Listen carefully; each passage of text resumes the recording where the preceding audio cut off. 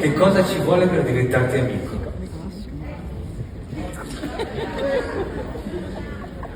Ci sono certi amici nella mia vita, io non li vedo ogni giorno, però so che quando ci rivedremo stanno lì nella stessa posizione che abbiamo lasciato, e questo è molto importante.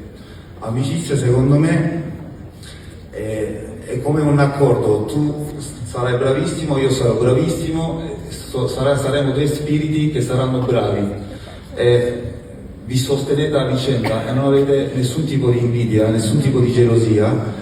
Lui apprezza te e tu apprezzi lui, e siete contenti che tutte e due spaccate nelle direzioni diverse. Questa amicizia, questa connessione spirituale che avete, ciascuno è contento, orgoglioso, fiero del successo dell'uno all'altro. Ultime 2 domande.